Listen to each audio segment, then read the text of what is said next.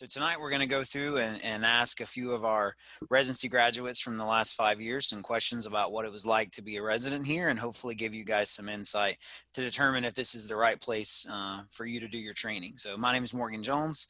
I'm a clinical pharmacy specialist in neurocritical care, and I'm also the coordinator of postgraduate education. And I've also had the fortune to precept every single one of these guys we're going to talk to tonight on rotation and build some great relationships with them. So we're going to jump right in, let the group introduce themselves to you, and we're going to start up here with Ryan in what's my top left corner. Yeah, so my name is Ryan Cook. I did PGY1 and PGY2 at Methodist University Hospital, PGY2 in emergency medicine. Currently, I work as an adult ED clinical pharmacist at Baptist Health in Jacksonville, Florida. All right, I'm going to head over to Ruchi. Sorry if you hear the ambiance. I live across from the fire department. I'm Ruchi Amin. I'm one of our transplant pharmacists here. I did my PGY1 and my PGY2 in solid organ transplant, and then I stayed on after the end of my PGY2 residency. So I'm one of 3 clinical specialists in our solid organ transplant. Awesome. All right, Jenna. Hello, I did my PGY1 and PGY2 in health system pharmacy administration. I'm now the clinical pharmacy manager and residency program director at Baptist Health Louisville. Nice. Erin. My name is Erin Wieroszewski. I did my PGY1 and PGY2 at Methodist, and I did my PGY2 in critical care, and I'm currently an emergency medicine and neurocritical care pharmacist at Mayo Clinic in Rochester, Minnesota. I will forever never know how to pronounce your new last name, so you'll always be K. Aaron Davidson for me. So, yeah. All right, Eileen. Sorry if you can hear my dryer going off. It's laundry day for me as well. But my name is Eileen. I did my PGY1 at Memphis, and now I'm at Ohio State completing a PGY2 in critical care. All right, Stephanie. Hi, I'm Stephanie. I did my PGY1 at Methodist University Hospital and then did a PGY2 in emergency medicine at Medical University of South Carolina. And now I'm emergency medicine clinical specialist at Ochsner LSU Health in Shreveport, Louisiana. All right. We'll save the last for Mr. Taylor. Hey, everyone. My name's Taylor. I did my PGY1 at Methodist 2 years ago. I'm currently a PK/PD and health outcomes ID research fellow in Detroit, Michigan. All right, so we got a wide background tonight, some graduates of nearly all of our programs, and so we're going to jump right in with kind of a broad question, and I'll kind of let you guys decide who gets to answer the first one. But tell me, what is one of your most memorable moments from being a resident at Methodist?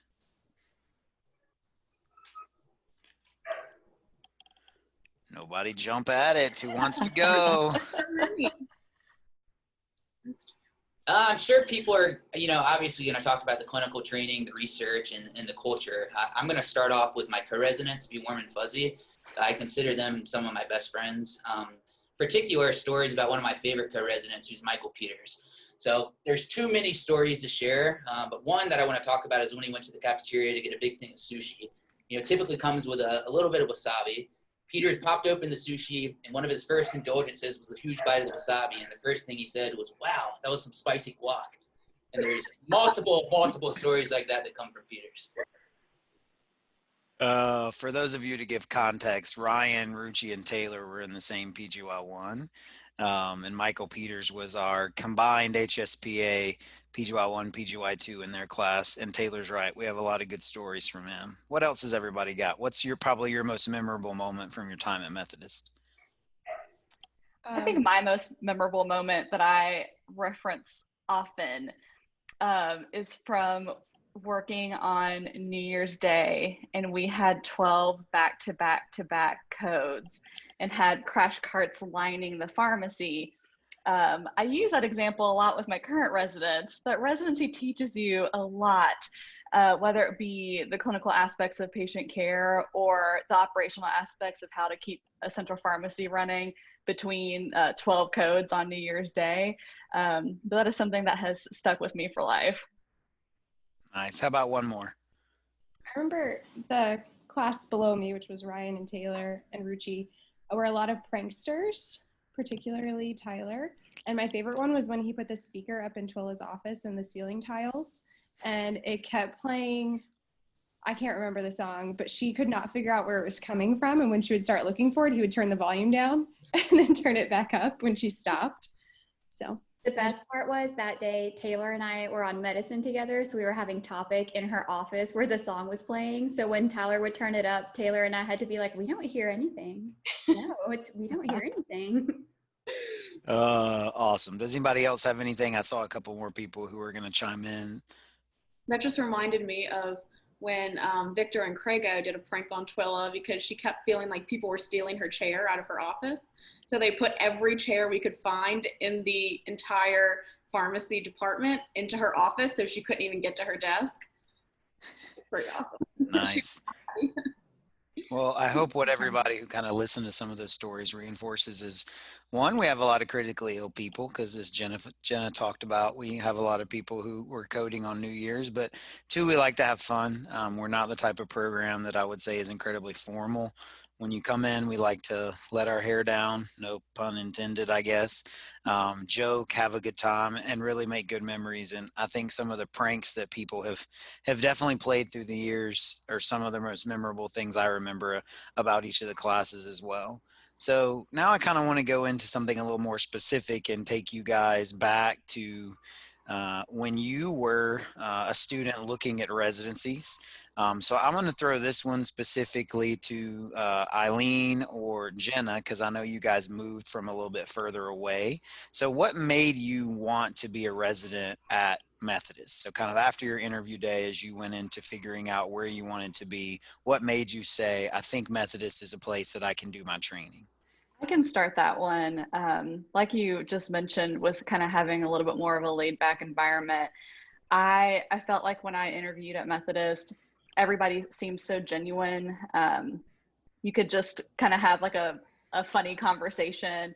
Obviously with people like Twilla, and my mentor was Carolyn, like there's just so many times where, you know, you're serious and you're down to business, but then you do a 180 and you know, you crack up for a couple minutes and then go back to business. And I really got that vibe during the interview, which is how I like to kind of live my life. It's like, yeah, you got to get your stuff done, but you should enjoy your time while you're doing it. And so I really felt that strong connection and moved 7 hours away. Kind of to mirror what Jenna said, to give a little bit of context, I'm from Wisconsin and I went to school in Pennsylvania. So for me, geographically unlimited. What really made me want to look at Methodist was it was the full package. So I wanted a PGY1 that would give me a very well-rounded PGY1 experience. So even if I changed my mind from critical care, I'd be prepared to go into any PGY2 or practice setting that I wanted. So on paper, Methodist checked every single box. But it was really at the interview, it was the people. The people you work with will make or break your experience. I fully believe that. And meeting everybody at Methodist, these people are incredible. And by meeting them, I realized that this is a program that would challenge me and force me to really push my boundaries, both personally and professionally. But they'd also give me the support system to be able to do that and to do it successfully. So I had no second thoughts about Methodist. I loved it there. Nice. And I realized as I threw that question to you guys first, actually every one of you moved a good distance to be with us and to do your training here. And, you know, Ruchi may be the only one who decided to stay in Memphis after, but is there anything else any of the rest of you would add as to kind of what made you want to come here and uproot your life and come to Memphis, Tennessee? Yeah, I think, oh, go ahead, sorry. I trained, like, as a student, I did rotations at a large academic medical center. And the pharmacists were very valued. They practiced at like the highest level. And I didn't want to go anywhere for residency where pharmacy was not as valued or practicing that high. So I knew once I interviewed and asked the right questions that the pharmacists were just as valued or practicing at an even higher level at Methodist. So I knew it would be the right fit for me coming from where I did my student rotations. Yeah, I was going to basically just almost say the same thing. So fit aside, fit's extremely important, but I think something to point out is that clinical pharmacy has been embedded in the medical culture in Memphis and specifically at Methodist. So I truly felt a part and never left out of the team. I actually felt dependent on every single team that I was a part of. And this, coupled with the extremely high acuity of patients that you see in Memphis, leads to an absolutely incredible experience. Nice. I think, one of the things as I'm sitting here talking to you guys, I'm realizing too, is you always want to think about the people you're working with. Do you feel that connection with them? Do you feel they're the people that are going to help you grow the most? And think about the connections they're going to build with you. I think one of the things about our program that a lot of people don't know is that we've been around for over 50 years and we have this huge network of people, Eileen was with us last year, and now Eileen is at Ohio State working with the people who trained me. And those are connections that we helped her build and that she established on her own through the interview. And then Erin came to us because her main mentor as a student was one of my former residents. And so I think that sometimes we underestimate the value of the connections that we can make in residency and where those will take us in the future. And I know Jenna sent us students before, she sent us residents to interview, and I think that just kind of reinforces how these connections you build can continue to take you different places in your career that you don't imagine. So that kind of brings me into what I would say is the next question. So we talk about Memphis and you guys moving to Memphis. So a lot of people don't know a lot about Memphis. So what would you say are some of your favorite things about the city as a whole from your time here? Can I start this one? Are you going to talk about the food? No. Don't even get me started. So when I looked at Methodist, I knew nothing about Memphis. When I interviewed there, we had dinner, it was lovely, but otherwise knew nothing about Memphis. Moved to Memphis knowing nothing about Memphis. I'm now Memphis's #1 brand ambassador. I will talk up Memphis to anybody anywhere. If I hear someone say Memphis anywhere around me, they're going to get a spiel about Memphis because I love it so much. And I have like a 6-page Word document. If someone's like, oh, I'm going to be driving through and Memphis is going to be on the way, here, go to all these places. I love it. And I never would have expected that. But like we were planning a trip back to Memphis this summer before COVID, not only because to see people that we love and miss, but Memphis, y'all, Memphis is great. I never knew. It's a hidden gem. It's got good food. It's got good just atmosphere. You can go on the river and you can sit and drink some wine. Found a wine bar for the first time in Memphis. Found wine in Memphis. Found so many things in Memphis. And I still follow Muddy's Bake Shop on Instagram and just drool every day because I love it so much. So please, everybody, love Memphis. We just need to post this for everybody who has any doubts about the city of Memphis. It's a great city. What else does everybody think about Memphis? Hill Street. The happy hours. Yes. The Orpheum. Culture. Barbecue Fest. Memphis All and things we hope come back after COVID's over, right? Yeah, we were coming back for Barbecue Fest this year. Dang COVID. Yeah, I think we've all said that a whole lot lately. So I think, one of the things when I moved here, I never thought, I'll be honest, I didn't think we would be here more than a few years. I thought this was just that first job pit stop. And now I've been here 10 years. I want to raise my kids here. It's a great city. There's a lot of things to do. I think people, sometimes you Google the city and all you see is what you see on Wikipedia, or you bias yourself towards the city. It was very interesting because my resident last year, Natalie, we interviewed her for PGY1 and loved her, and then she didn't match with us. And then when she matched here for PGY2, I was like, why didn't you come here last year? And she was like, I just didn't know enough about the city of Memphis, and I just kind of fell for, what I read on Wikipedia, and I didn't realize how great of a city it is and how much it has to offer. And so I think that's one of the things I would reinforce is it's a great city for young people. There's a lot of things to do. I will say that I don't know if we've ever had residents like Jenna and Taylor, honestly, who engulfed them and their significant others into the city the way they did. Jenna's husband and Taylor's girlfriend were always going out with the residents, doing things, being part of the residency. They were almost like extensions of the program. And I think that's another thing that is when you bring someone with you to the city, we want to make sure that they're incorporated into the city as well and understand. And Eileen's husband's actually still here. He's got a job at the VA, so he's kind of going back back and forth with his 7 on, 7 off up to Columbus, and she's coming here. So I think it just kind of reinforces there's a lot of opportunities in the city also for young professionals if you have someone coming with you.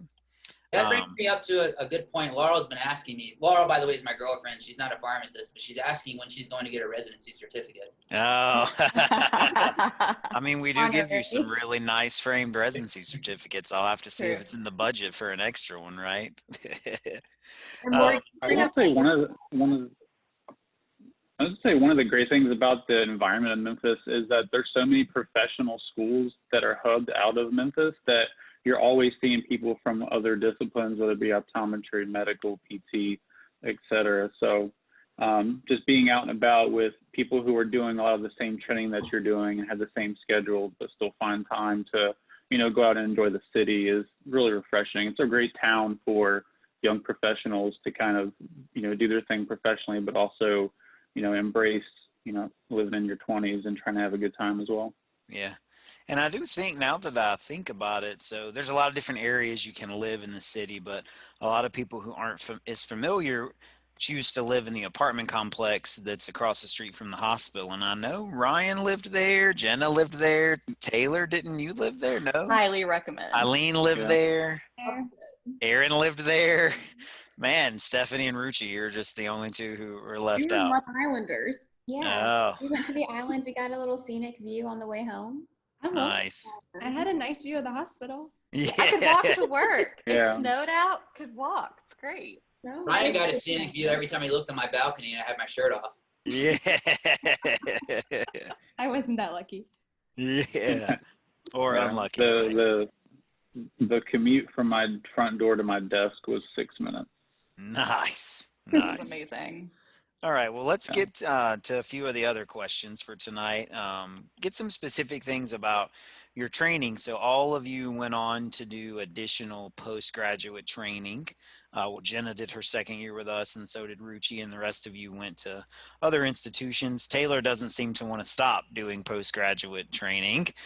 So how do you think your experience here as a resident helped prepare you for that next level of training after you left?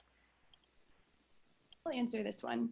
I remember, Morgan, you told me multiple times after working at Methodist, I'll be able to go work anywhere in the United States because at Methodist, you have limited resources. We take care of patients who are underserved. There are drugs that are on shortage all the time, and you have to learn how to work when you're understaffed, you have limited resources, and then going to Mayo Clinic where that's never really a problem. I feel like you learn more by working with limited resources than you do with having anything at your fingertips. So I know that staffing in Central, where I was the only pharmacist in there, really helped me more than I could have ever imagined when I was a resident. I think too, like how just the high acuity patient population in Memphis really, I feel like shapes you to be able to take care of patients anywhere. They're so sick, they're so complex, they never just have one comorbidity. So I think that definitely prepares you from a clinical aspect, but also for me specifically, the emergency medicine group, since I wasn't early committing, like really did truly help me in getting a PGY2. They did mock interviews with me. They gave me feedback on my answers to interview questions. They let me do my presentation in front of them. Ryan was a part of that too, since he was the emergency medicine resident and really helped me fine tune all those things before going on PGY2 interviews, which really helped.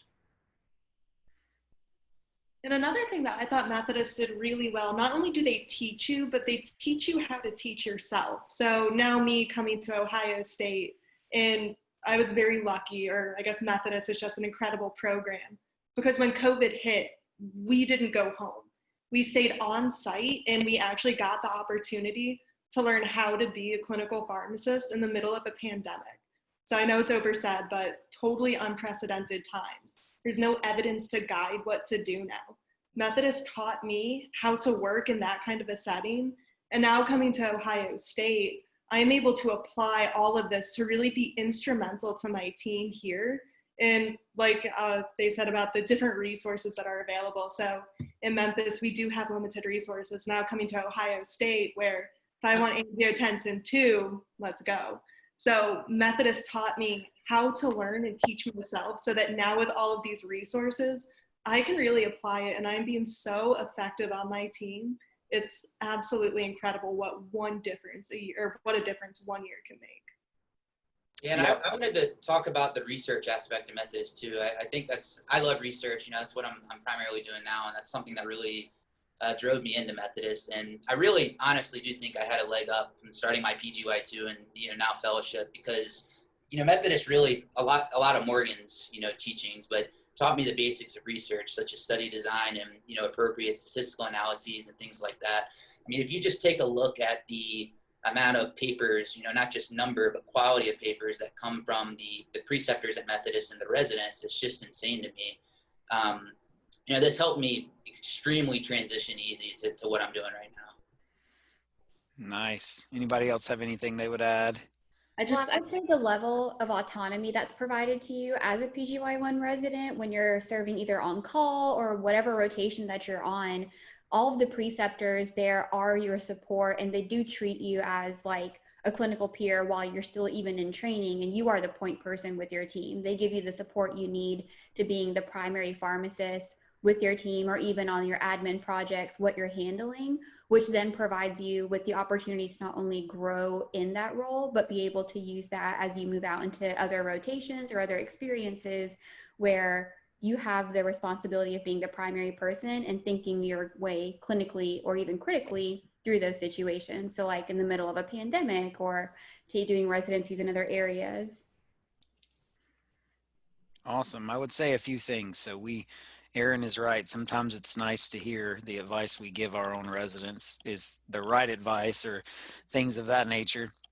I definitely think, we do have more limited resources in the sense that we aren't a hospital system with an unlimited budget when it comes to people or when it comes to drugs. And so we scrutinize things a lot more heavily, and we push back on a lot of expensive therapies that may not provide the same benefit, because you have to think of the opportunity costs that those therapies will give you when you're treating future patients.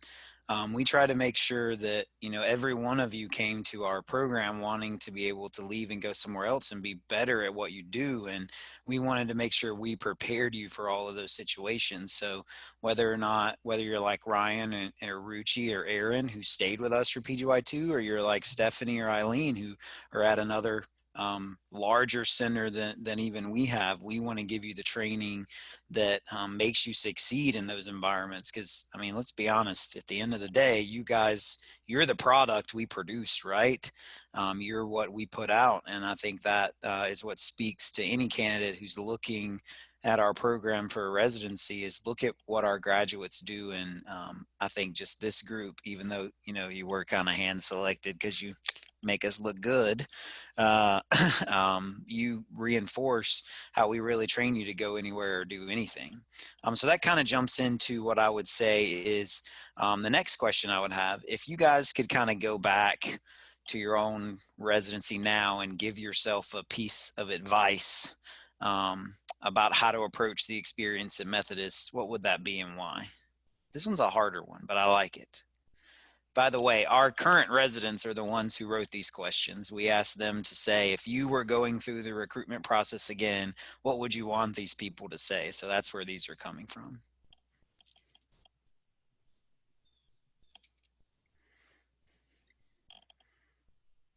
This is tough. Yeah. I would say just enjoy the time that you have. I know that sounds cliche, but it goes pretty quick.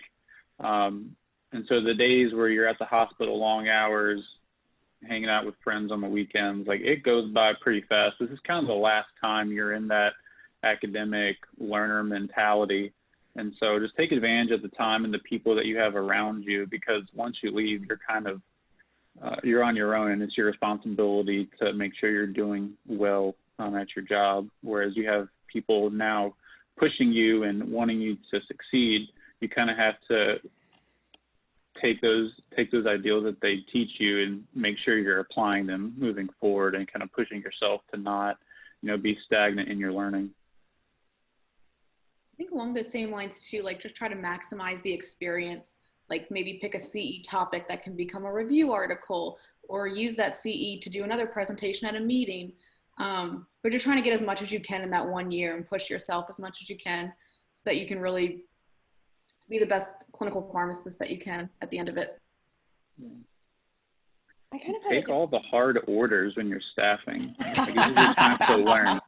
Don't shy away from the IVIGs and the thymos of the world. Dad. In regards to PGY1, I think it's advice I was given is that it's not the time to become a specialist in whatever you want to become a specialist in. So really take this time to become as widespread as possible in other clinical areas, because trust me, you're going to need these skills throughout your career. Like on ID rounds, for instance, I receive questions all the time about non-antimicrobial drugs. You know, I'm still looked at as by the medical team as a pharmacist, not just the ID pharmacist. So we're expected by we're expected to be the medication experts, so not just the experts for the medications in our respective specialties. Oh, I would so echo what Taylor just said. I mean, every day, especially as my role as a clinical manager in a system, I'll get phone calls that are like, "Oh, Jenna, you worked at a transplant hospital, right? Like, what do I do with this transplant patient? This is what their creatinine just bumped up. Do I need to adjust their meds?" And it's like, okay, let me dial back a couple years and pull that out of my pocket, which I do. But there's so many things that you learn that you don't realize that you're going to need again. And there's experiences out there that you could probably shy away from and not do. But if you're able to get out of your comfort zone and find things that seem a little scary and just do it, especially in this environment where you have people who are there to support you. And if you hit a roadblock or you're not really sure, you have someone to bounce something off of. That's the time to go do those scary things. And then, 5 years down the road, when it comes up again, wherever you are, you're able to handle it. And so it's just invaluable experience. And I would just add, even if it's not your area of expertise or like what you think you're going to want to go into, still give it your all. That was some major feedback that I got, is the preceptors could always tell what areas I wasn't interested in or what rotations I was on that were not necessarily critically ill patients. And so still need to give it all for your patients because they're depending on you. Nice. See, that was a hard question, but those were like good, well thought out answers. So that's why we matched with Methodist, because we yeah, can. So. yeah. Nice job. So kind of going into the last few questions we have for you guys. So you talked about feedback, right? Feedback is always something important. So what was some feedback you gave us that you thought we could get better at, that you felt like you actually saw something actionable come out of? I know my year, our drug use policy, I guess, portion of the residency was an entire month. So you spent a month doing DUP. And we felt that having a month for DUP and then a separate month on an admin rotation really didn't need to be two separate things. And I know that based on our residency feedback from that year, it then ended up, DUP became something more longitudinal over a 3-month experience. And then you had the one admin month, which then freed up another month for you to take as another elective or a subspecialty. And you still got the longitudinal DUP aspect coming from it from over a 3-month experience. So I know that was something that I know my class talked about a lot. And that was a change that I got to see through my PGY2 and then also my first year on board. Anybody else remember anything? I remember them all because I had to take the feedback and figure out how to make it better. I think a fast-acting feedback for me that actually turned into something that was actionable is that I knew I wanted to do a PGY2 and ID, and I also knew that I didn't want to do pediatric ID, but I did want a unique ID experience when I was in my PGY1.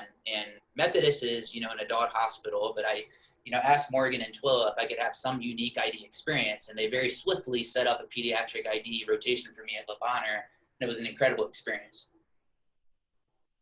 Nice. I remember doing that, working it out. I remember, I think it was Ryan. Was it your guys' class who told us that you wanted the on-call experience to be beefed up to more than it was? We used to have an on-call program that the residents would take the pager home and they would get paged multiple times a night because we didn't have clinically trained people overnight. And so the staff pharmacist would page with every question. And that was the first 4 or 5 years I was there. I actually think it was maybe Stephanie's PGY1 class who did this actually. And so then we changed. We started hiring a lot more residency trained people on evenings and midnights. And we changed the on-call program to where we didn't have to rely on the residents to answer the questions. And that was great because we were empowering the people in the building. But then we still had this on-call pager as a backup, and the residents felt like, well, if I'm going to have the experience, let's make this meaningful. And so we merged our administrative on-call with our clinical on-call into one paging system. And so now the resident handles both. And they realize they get more admin pages than they do clinical because we still keep people empowered in-house, but now they're approving all the non-formulary requests. They're handling high dollar drug costs. They're handling call offs. They're handling random clinical questions about hit antibodies that can't be answered by a person. And so we started that process last year. And I remember thinking, I don't know if the residents are actually going to end up saying this was a good change, but at the end, they all told us, they were like, yeah, it was a lot more admin stuff than I thought it was going to be, but they also didn't realize how much of administration is clinical at the same time. Sometimes they think, oh, dealing with a non-formulary request isn't a clinical activity, but it actually is, because you have to make the decision on if you spend that money. So I see we have a guest peeking in with Jenna over there, Jenna and her cats. She's so needy. Hey, that's what makes it fun, right? So, all right, guys. So tell me, how would you tell other people about the culture at Methodist? How would you kind of describe the culture of our training to others? I feel like it's a very autonomous practice for residents, and you have a lot of independence. And I think a lot of that is attributable to the specialists like Morgan, Twilla, and all of our other preceptors who have developed these really great relationships with the attendings and the teams to allow the residents to be able to practice at such a high level as PGY1s when we come on service for a month. I also feel like the Department of Pharmacy is rather small compared to where I'm working now. So it feels like a family. And there's no one in the Department of Pharmacy that I didn't get a chance to meet when I was a resident. We all knew each other by name, and I feel like it was a very tight-knit group. So I would just say it's really like a family, and that's kind of what I think of when I think about the culture of Methodist. Yeah, like I run into old preceptors all the time at meetings, and there's never a person that I see where I'm not just super excited to see them, no matter what rotation it was, or how I was excited about that topic or not. Like I felt like you just always had a really genuine connection with everyone in the department. I mean, even a person that I still text with was our surgery pharmacist, and I miss her so much. Which Phyllis? No, Pam. Pam. Pam. Phyllis retired. I was like, you probably didn't know that. No, Pam. Pam was like my go-to because like especially on the weekends, OR has something crazy going on, and you're like, I don't know what you're talking about. And she was always my go-to resource. I learned so much from her, and she wasn't even a preceptor. She was just one of the staff pharmacists, and she ended up being a friend. And it's just really interesting how many connections can develop. I even made good friends with a medical resident, and we travel the country together following Dave Matthews. So you make so many connections that just follow you everywhere. Yeah, and that's a good point, especially based on what Aaron said is, we still are 100 FTE department, right? But I mean, you take Aaron where she's at, and I'd imagine that's 2 or 3 times that number. Eileen's at a hospital that's now 3 to 4 times the size of ours, and their department's probably 4 times the amount of FTEs. We are a high acuity institution that's more sometimes like a specialty hospital. We only operate about 450 beds. but you still are going to see some of the same level of acuity, minus a few things, and high level practice that you would see at any of these institutions, because obviously none of you could succeed where you're at if you hadn't had a strong foundation in your PGY1 training. And I think because the department's not so huge, you don't almost get swallowed by the experience. It allows you to integrate a little bit easier into the experience. I would All say right.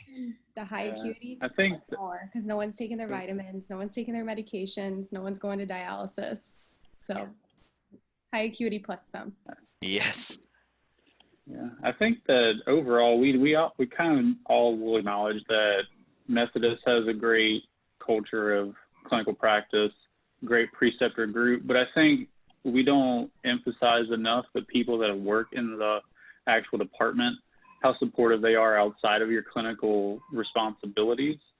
Someone who came from or went into residency on a long distance relationship, my preceptors worked with me to leave early on occasional Fridays to catch that cheaper flight, knowing that I'm living on a resident budget, and, you know, really supported me outside of my, 8 to 6 work day or 6 to 6 work day on most months. And I think it's like 8 o'clock. What? Yeah. Well, that's just when we start rounding, but, I think the people is what really makes the institution, everything else is already strong, but I think that we need to really just emphasize the people. As someone who unexpectedly got really sick at the end of my residency year, I really had a bunch of people rally around me, visit me in the hospital, donate PTO to help with medical bills. And I think that the fact that, everyone came together to support me when they didn't really have to. I mean, I'm just a resident after all. Really shows how much we really care and really invest in the trainees of the institution and really just go beyond just being a preceptor trainee relationship, but it is really like a long-term lasting. This isn't a 1 or 2 year commitment. It's a 20, 30-year commitment that we have with a lot of the trainees and residents. So it's just something that will never, something I'll never forget.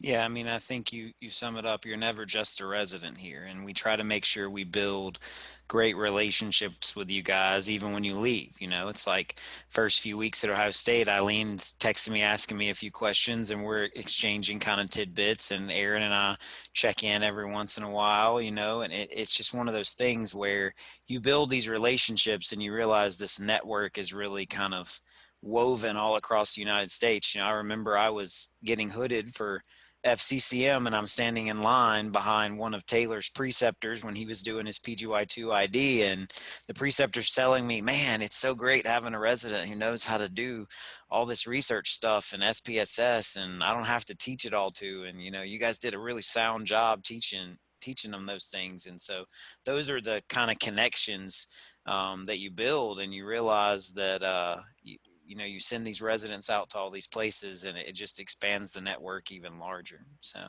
all right, we're going to wrap up with what I would say are our last 2 questions of the night. And so thank you guys for taking your time to answer these questions and give people some insight into what it was like for you to be a resident here and what you think are the most important. So the next question that I would give you is maybe the most important one, but did your residency at Methodist meet your expectations? Yes. Yeah, I think So I wanted my PGY1 experience to be intense in a sense where it would prepare me for anything and everything. And walking into Methodist as for my interview, and then when I matched and came on board, you hit the ground running after orientation, which is what I wanted. And even though it is a rigorous experience from residency standpoint, they still build in the checkpoints with a facilitator to make sure you have good professional and personal balance. And with the pace that they keep you going through your residency year, it helps you juggle multiple things at once. So I thought I was good at time management. I learned that I had areas for improvement with that. And I was able to succeed in managing my time well with my PGY1, jumping into my residency experience in PGY2. So now as a specialist, I feel like I'm doing better with time management. And I would say that Methodist by far exceeded all of my expectations. I came in wanting to get a really solid background in all of inpatient pharmacy. And what I got was on every single PGY2 interview I went on at some very renowned institutions like Ohio State, at University of Chicago, and at Barnes Jewish. Everybody was impressed by not only everything I had to do in terms of our on-call and our staffing requirements, which by the way, prepare you so well to handle absolutely anything, but also just in the attitude and work ethic that you learn from Methodist, because you had preceptors who are actually dedicated to your learning. And it really gives you this motivation where you want to do well, not only for yourself, but also because this is just such an incredible program. There's so much to get out of it if you put that effort in. So Methodist by far blew me away. And it was very easy to speak to all of the qualifications on all of my interviews. Eileen, I think about you every time I cover the COVID unit because all this oral vitamin C we give everybody and these COVID vitamins. Eileen did one of her big residency presentations on vitamin C, and now is like this. The weirdest part about all this is the other day I realized, oh crap, there's been 2 negative big trials that just came out about this. It's actually yeah, 3. I'm yeah. like our biggest worry used to be why we were wasting time and effort on hydrothiazide, and now it gets swallowed up because of COVID. Yeah. You know, I tell people the 2 biggest things academically that I ever accomplished in my career was being the second author on a world published guideline, and it got published right in the middle of a pandemic, and nobody sees it then. And then I get a paper in circulation, and again, it's in the middle of a pandemic, but then things start picking up and people try to get back to normal, and you get to learn more about these things, and then you start realizing the impact that your work can do. So can I say, I actually direct quoted your paper in circulation when I was fighting with the Indexa rep a couple weeks ago. Nice. I've used We're not going to have Indexa on formulary unless they kill me. I'm fighting to get it removed. I don't know if you're going to win up there. Close. Nice. So I think, you know, as we kind of a non-form request for it. So. Yeah, I haven't seen a non-form request for it yet. Somebody wanted to give it yesterday to a stroke. Someone came in with a stroke on a DOAC, and they wanted to give them Indexa to reverse it and then TPA them. And the new ED pharmacist we have called, and we were talking through things, and I was like, no, we don't have that. Just send them my way. You know, that's how it goes. I don't think the Indexa reps, I don't think I'm their fave, Jenna. Just being honest. They knew they weren't on my good list, and so they circumvented me and went to our new chief pharmacy officer, who invited me to the meeting. Nice. Nice. All right. Well, the last question that I want to ask you guys, and you know, we'll try to get a good kind of round of answers on this, is if you were advising a student right now about how to choose a residency in the middle of a pandemic, virtually, probably not being able to go to the site, what would be one of the biggest selling points you would have to them about why they should come to Methodist? I mean, I know some of you will recruit for your own programs, so Jenna especially, but what would your answer be to that question? I have a story which kind of goes along with the fit that you talk about with your residency programs. I had interviewed at multiple programs, and I called my dad after every program interview, and he guessed my rank list based on how I talked about each program, and he was like, "You're going to Memphis." And I was like, well, no, you don't know that. I don't know. I'm not going to rank them number 1, because I didn't want him to know I wanted to go to Memphis, which was the furthest away from home. And he just guessed it. He knew based on just how I was telling him about the program. I didn't even tell him how much I loved it, just that it went well. And he just knew based on my voice how much I loved it and that I was going to end up here. I think, sorry, keep going. I was going to say, kind of going on that, when it's all virtual, you don't get to see the institution and how incredibly integrated pharmacy is at Methodist. But what you will get to see are the people. And the people you work with, especially in pandemic times when everything could be upended at the drop of a hat, the people you work with will be the ones to get you through. They'll be the ones to teach you how to handle it. At Methodist, the people are really what make the program. They are absolutely incredible. They're so invested and dedicated, and not only to you as a professional and growing in the world of pharmacy, but also you as an individual to make sure you're making it through okay. Because I know a lot of us, like, we weren't able to go home and see family, especially toward the end of the year. Everyone at Methodist was so supportive to make sure that we were growing not only as clinicians, but also just to make sure, you know, as people, we're still doing well on a personal level too. And I think it's that commitment, both personally and professionally. You should be able to see that via virtual things. You should be able to see how much everybody at Methodist is just so invested in you. And it's really those people that make Methodist an incredible place to do a PGY 1 and 2. You know, that's a good point, Eileen. And one of the things we did as a result of your class and some feedback somebody gave was we made all the residents this year write a wellness goal so we could make sure on a monthly basis we were tracking those things. Because I think we all know some days right now it's pretty hard to get up out of the bed and go to work and keep the same positive attitude, right? And we wanted to hold them accountable for something. It was kind of funny as they were writing them, all the, you know, this year we have 3 guys and 4 girls in the PGY1 class, and the guys were all like, I want to work out 3 times a week, and the girls are way more realistic and they're like, I want to move freely 3 times a month, you know, or I want to make 2 new recipes a month. And I was like, you guys are way more in tune with reality. I think that's just a testosterone thing. Unless you live at the Bristol and have a 5-minute commute, then you work out every day. Yeah. All right. What about the rest of you guys? What advice would you give to a student looking at our program? Like just seeing the well-rounded like you can customize your schedule. You have a lot of flexibility within the schedule with choosing which rotations you want. And there's such a wide array of rotations to choose from. So you can get a really good foundation for that first year. And then of course the people, which again is maybe hard virtually to see, but if you ask anyone who's done their residency, I guarantee you they'll tell you positive things and recommend it 10 out of 10. Ryan, were you going to say something?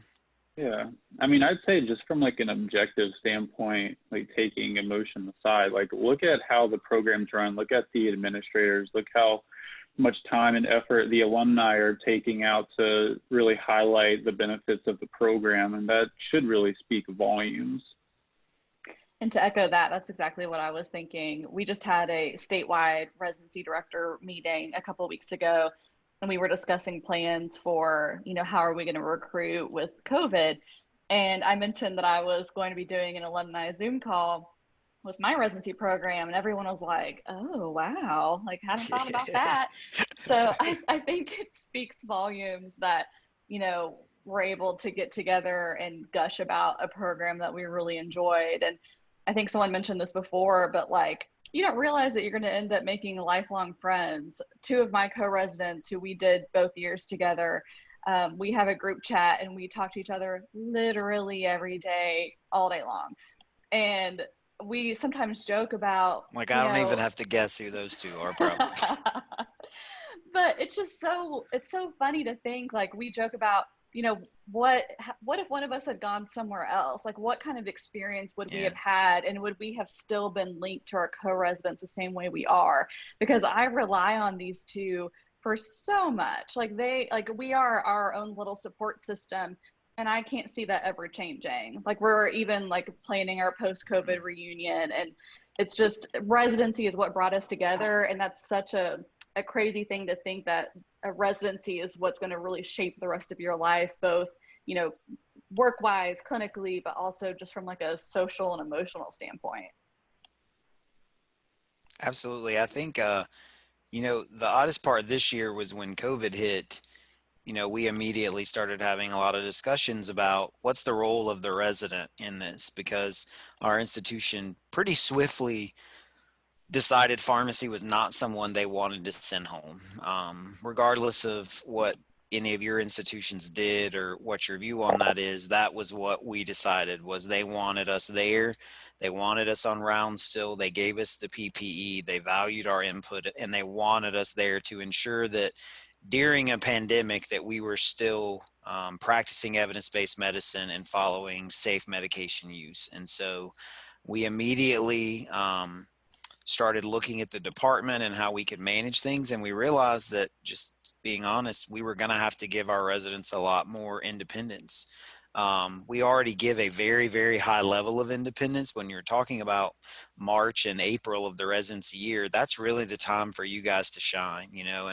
And Eileen was supposed to be doing a CT surgery rotation, and well, our entire CT surgery floor got shut down, and we stopped doing CT surgeries because we needed beds for COVID. And so her rotation very quickly morphed into a coronavirus rotation. And I think, you know, that was back when we didn't know what we were doing at the very beginning. And we had one pharmacist who was the pharmacist, the technician, the nursing assistant, everything. We were trying to limit the amount of people we had up there. So Eileen, being a resident who was on the unit 8-10 hours a day, that was invaluable. So it's stressful, yes, but it's the time where, you know, you get to say, I had my hands in the action, and I got to learn. You know, I was a PGY1 during H1N1, and that's nothing compared to what we're doing now. And I can't tell you how many of the things that I learned. You know, I got pulled off my normal job to be the administrative point person on our system COVID response.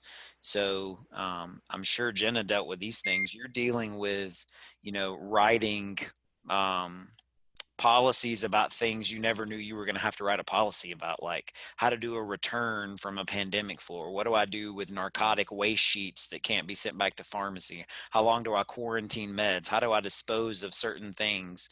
You know, I was dealing with that 8 hours a day. And if it hadn't been for the residents that I had on rotation who could, you know, run the list with me, still get learning in, but then go out and implement all those things, I don't think we would have been as successful. And so I hope that our residents from last year who practiced during that time felt they had a good experience, and felt that they were safe, because we tried our best to give them the resources they needed to make sure they were learning.